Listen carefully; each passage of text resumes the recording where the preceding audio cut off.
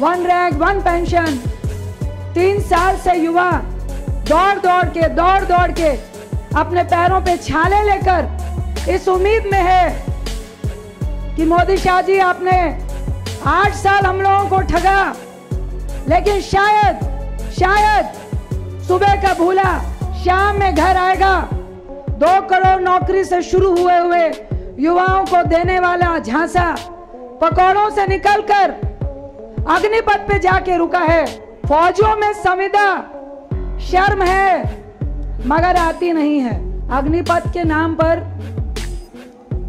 हमारे देश के युवाओं को जिस अग्नि में झोंकने की कोशिश की जा रही है, ये पूरा देश देख रहा है। दोस्तों, विपक्ष के सांसद रंजीत रंजन ने इस देश के सैनिकों, भूतपूर्व सैनिकों के लिए अपनी आवाज को इतनी बुलंदी से उठाया कि मौजूदा सत्ता की मिनिस्ट्री के पदों पर बैठे इस देश के अंधभक्त मिनिस्टर्स की भी आंखें खुल गई। दोस्तों, इस प्रकार से इस देश के सैनिकों और इस देश के भूतपूर्व सैनिकों के साथ सुप्रीम कोर्ट का ऑर्डर आने के बाद भी इतनी ज्यादती की जा रही है जिसका कोई अंत नहीं हो रहा है। सुप्रीम कोर्ट का ऑर्डर आने के बाद भी ना ही भूतपूर्व सैनिकों को 1 रैंक 1 पेंशन का एरियर मिला और ना ही पेंशन रिवाइज्ड जो होनी थी उसके अंतर्गत उसकी नई टेबल जारी हुई है। दोस्तों, इस तरह से सर्विंग सैनिकों को इस देश में जितने भी नई भर्ती होंगी उनको ठेका प्रथा शुरू कर दी गई है अग्निवीर के माध्यम से। वो देश की सुरक्षा के लिए हानिकारक तो है ही, साथ ही वो इस देश के सैनिकों में ना ही तो आत्मविश्वास भर पाएगी, ना ही उन्हें खुश रख पाएगी और ना ही उनके भविष्य के लिए उन्हें निश्चिंत कर पाएगी। किस किस मुद्दे को इन्होंने टच किया है और किस प्रकार से भूतपूर्व सैनिकों और सैनिकों के मन की बात को सबके सामने रखा है, सुनिए ये वीडियो। फाइनेंस मिनिस्टर और ना ही मैंने बहुत ज़्यादा इकोनॉमिक्स पढ़ी है। कुछ प्रश्न है, मैं रिक्वेस्ट करूंगी कि अगर नोटबंदी एक बहुत अहम स्टेप था गवर्नमेंट का, तो निश्चित तौर से एज अ वुमेन पर्सन भी आप आज ये भूल जाना कि मैं MP हूँ। मैं एक एज अ महिला और जो गांव में देख रही हूँ लोग मुझसे प्रश्न कर रहे हैं, मैं 2-4 प्रश्न करूंगी। अगर अच्छा लगे तो आप पूछने देना, अदरवाइज आप माइक बंद कर सकते हैं। बार बार PM साहब कह रहे थे कि इंदिरा जी ने क्यों नहीं किया, इंदिरा जी ने डिमोनेटाइजेशन क्यों नहीं किया, मोरारजी देसाई जी ने किया, उसके बाद किसी ने नहीं किया। 40 बार कमेटियां बैठी और ये चीज़ों की बात हुई। आपने बार बार आपके PM ने कहा कि इसलिए नहीं किया क्योंकि उनको वोट की राजनीति करनी थी। प्लीज सुनो, प्लीज। मैंने बोला PM ने कहा, मैंने नहीं कहा। No cross talking. यहाँ तो उनके भाषण से यही लग रहा था। Please address the chair. Please address the chair. जब भाइयों बहनों वो कहेंगे तो हम क्यों, आपका ही PM बोलना पड़ेगा ना। No, please address the chair. उन्होंने ये कहा कि इंदिरा जी ने वोटिंग के लिए किया था, लेकिन मैं जरूर कहूंगी कि 100 बेईमान बच जाए, लेकिन एक ईमानदार को बचाने के लिए जो लीडर होता है वो पहले ईमानदार को बचाता है। जो 125 डेथ हुई है यह अनुभव था उनका। अब आपकी अनुभवहीनता ने नोटबंदी करवाया। आज जिस तरह से नोटबंदी के कारण जो 125 करोड़ में से 120 करोड़ लोग जिनके पास कैश सिर्फ उतना ही है जिनसे वो अपने बाल बच्चे पाल सके, अपनी बेटियों की शादी कर सके, अपने बेटे को सेटल कर सके। मुझे समझ नहीं आई फाइनेंस मिनिस्टर साहब कि NPA का काला धन था या बेनामी संपत्ति में काला धन था। मैं नहीं कह रही ये काला धन नहीं था, लेकिन ये कैसा काला धन था। बहुत सारे यहाँ पर मेरे सदस्यगण बैठे हैं, पुरुष सदस्यगण बैठे हैं, उनकी वाइफ अगर वर्किंग भी होगी तो वो 2 रुपए जमा करती है अपने घर को सेव करने के लिए। 2008 में मनमोहन सिंह जी ने अपने देश की आर्थिक स्थिति को तभी मजबूत रख पाए थे क्योंकि उन्होंने ये कहा था कि हमारे हर व्यक्ति के पास कैश होता है और ये वो काला धन और वो क्राइम वाला काला धन नहीं है। वैसे ही एक घर में जब एक पति कहता है कि मेरा बिजनेस ठप हो गया है, मेरे को घर गिरवी रखना पड़ेगा, तो पत्नी या माँ के रूप में एक महिला कहती है कि मेरे पास तुम्हारे ही पैसे चुराए हुए हैं, फिक्र नहीं करो, घर बच जाएगा।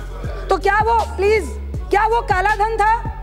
मैं आपसे पूछती हूँ, हमारे देश में एक बहुत बड़ी कुरीति है दहेज। एक 10,000 कमाने वाला व्यक्ति एक टीचर से अपने बेटी का ब्याह करता है, खासकर यूपी, बिहार में, बंगाल में तो कहता है भैया मेरे को 10 लाख देने हैं। मैं मोदी जी से रिक्वेस्ट करूंगी कि हम तो सारी पेमेंट चेक में डाल देंगे, महिलाओं ने भी डाल दी है, क्या प्रधानमंत्री और आपकी गवर्नमेंट जब तिलक लगता है तो वो चेक देंगे क्या? उस लड़के को देंगे क्या? उस बेटी की शादी कराएंगे क्या? अगर नहीं करा सकते तो कोई राइट नहीं था। अगर आप कुरीतियों को खत्म नहीं कर सकते तो सिर्फ एग्जाम्पल दूंगी, इंदिरा जी ने वोटिंग के लिए नहीं, आपने वोटिंग के लिए क्यों किया? 15 लाख 15 लाख 15 लाख स्विस बैंक से तो आए नहीं, तो अब क्या करें? आपकी तो जुमलों की सरकार है, तो उसको कैसे खत्म करें? तो ऐसा करते हैं, खेत में आग लगा देते हैं। कैसे? 125 करोड़ एक खेत में, जब खेती गंदे नाले के पानी से खराब हो रही होती है तो किसान क्या करता है? मेड़ काटता है और गंदे नाले के जो नाला है उसको बंद करता है। आपने क्या किया? गंदे नाले को, पानी को बंद कर देंगे तो फाइनेंस कहां से होगा? मैं पैसा कहां से देगा? पैसा कहां से देगा? अंदर दिया, लेकिन लोगों को तो बताना है, लोगों को तो बताना है कि हम काला धन लाने के प्रयास में हैं। तो पूरे देश को प्लीज सुनो, पूरे देश को लाइनों में खड़ा कर दो और फिर एक बार लोगों को मूर्ख बनाओ। प्लीज 2 मिनट और प्लीज लोगों को गुमराह करो कि देखो हम तो काला धन लाने का प्रयास कर रहे हैं, इसलिए stand up India, but where लाइनों में खड़े हो जाओ, सुसाइड कर लो। और हमारा मंत्री कहेगा यही चोर है जो लाइनों में खड़े हैं। ये मैं नहीं कर रही, आपके मिनिस्टर ने कहा। मैं आपसे पूछती हूँ, दर्जी के पास आप कपड़े सिलाने जाते हैं तो दर्जी क्या करता है? पहले नाप लेता है या कपड़े सिल देता है? दर्जी पहले नाप लेता है फिर कपड़े सिलता है। आपने पहले नोटबंदी की, फिर एटीएम का नाप लेते फिर रहे थे, इसलिए लोग लाइनों में खड़े हुए थे। मैं अपना नहीं, जो अर्थशास्त्री हैं उनका एग्जाम्पल देती हूँ। उन्होंने कहा कि आपके सामने जो काला धन था इसको हम भी एक्सेप्ट करते हैं, लेकिन आपकी आंखों के सामने उन्होंने बैंक में अपना काला धन डाल दिया, जो कम से कम ब्लैक मनी कहलाता था, आज वो व्हाइट मनी कहला रहा है। कैसे? बड़े उद्योगपति 2000 एम्प्लॉइज हैं। शायद मैं बहुत पढ़ी लिखी नहीं हूं, मुझे समझ नहीं आ रहा, लेकिन लोग ये कह रहे हैं और ये फैक्ट है। और प्रोफेसर अरुण जी ने भी कहा कि उन्होंने 6 मंथ की तनख्वाह दे दी अपने एम्प्लॉइज को।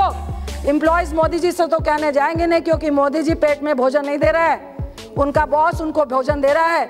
अगर उसकी 50,000 20,000 तनख्वाह है और 6,000 उसको एडवांस दे दिया तो सारे पुराने नोट 2.5 लाख तो उसने जमा कर दिए। अब जो उसको नए नोट आएंगे तो वो मालिक ने अपने, कम से कम उनका अंदाजा है कि 2.5 से 3 लाख करोड़ रुपए आपकी नजरों के सामने बैंक में वाइट हो गए। और आप कहते हैं कि हम जनधन अकाउंट से निकालेंगे। मैं पूछती हूँ कैसे निकालेंगे? मैंने भी 2 लाख जमा किया, क्या कर लोगे? मेरे जमा थे पैसे, मेरी बेटी ने, मेरा बेटा स्पोर्ट्स पर्सन है, प्लीज 2 मिनट, स्पोर्ट्स पर्सन है, उसको मिलते हैं क्रिकेट के, उसने 2 लाख रखे थे, जमा कर दिए, क्या चेक करोगे? जनधन अकाउंट की बात करते हो, मैं एक एग्जांपल देती हूँ फाइनेंस मिनिस्टर साहब। मुझे एक व्यक्ति ने गांव के कहा कि मेरे पास एक व्यक्ति 1 करोड़ लेके आया और कहा कि भाई गांव के मुखिया को कि 1 करोड़ वाइट करना है, 80 मुझे दे देना, 20 को सेट कर दो। सारे गांव के लोग बैठ गए, कहा भाई ऐसी बात है कि 20 लाख हम लोग को मिल जाएंगे और 80 उनको देना है। सारा गांव मान गया, क्योंकि मिनिस्टर साहब गांव के लोग बेईमान नहीं होते। और जब इतना करप्शन है तो लोग कहते हैं भैया मुझे जनधन में 5,000 मिल रहा है, 80 लाख निकाल के दे देंगे, 20 लाख हम सब बांट लेंगे। तो जनधन अकाउंट में भी ऐसे वाइट हो गया और आप कुछ नहीं कर पाओगे। आप कह रहे हो टैक्स पदाधिकारी 18 लाख बैंक को, 18 लाख बैंक को, 18 लाख बैंक के अकाउंट्स की जानकारी आप लोगे, लेकिन उद्योगपतियों के और बैंकों की ऑडिट आप नहीं करेंगे। आपके पास तो इतने कर्मचारी नहीं है। आपने नए तरीके के 2 भ्रष्टाचार दिखाए, एक बैंक भ्रष्टाचार और दूसरा ये जो अब आप इनकम टैक्स के जो इंस्पेक्टर राज को शुरू कर रहे हैं, ये सिर्फ लोगों को त्राहिमाम करना है। मेरा लास्ट में सिर्फ प्रश्न है एक मंत्री जी से कि मंत्री जी, फाइनेंस मिनिस्टर का मुझे नहीं लगता ये डिसीजन था, ना ही आरबीआई गवर्नर का था, क्योंकि आरबीआई गवर्नर का भी काम उस दिन पीएम ने कहा था, आरबीआई गवर्नर ने किया था, जो अनाउंसमेंट आरबीआई गवर्नर करता है। फाइनेंस मिनिस्टर का भी जो बजट की स्टेटमेंट थी वो सब 31 दिसंबर को दे दी थी। मैं तो सिर्फ ये कहूंगी कि ये जिसने भी किया सिर्फ इतना बता दीजिए कि काला धन आया, फेक करेंसी आई, करप्शन क्या ब्लॉक से खत्म हो गया? क्या पुलिस वाला गाड़ी पकड़ता है तो घूस लेनी बंद हो गई? ये नोटबंदी से कैसे बंद हुआ ये मुझे समझ नहीं आया। मैं आपसे पूछती हूँ, आपने जब वो नहीं लगा, 1 मिनट लूंगी, digital payment please conclude, please conclude कर, half minute. JP Morgan world का नंबर 1 बैंक है, 2000 करोड़ रुपीस खर्चता है अपनी सिक्योरिटी पे। उनके 3 साल पहले बैंक हैक हो गए। हमारे पास साइबर सिक्योरिटी के लिए आपके पास क्या प्लान है? साइबर कोर्ट आप बैठिए, कृपया बैठिए आप।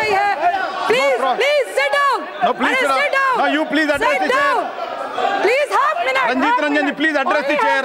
Please only half minute. आपके पास साइबर सिक्योरिटी के लिए क्या प्लान है? आपके पास साइबर कोर्ट में हमारे पास जज नहीं है, क्या प्लान है? बैंक के सर्कुलर में अगर आपका एटीएम हैक होता है और आपके पैसे कोई निकाल के ले जाता है तो बैंक उसका जिम्मेदार 90% तक नहीं है। तो उसकी क्या प्लानिंग है? श्री जगन्नाथ बिकापाल।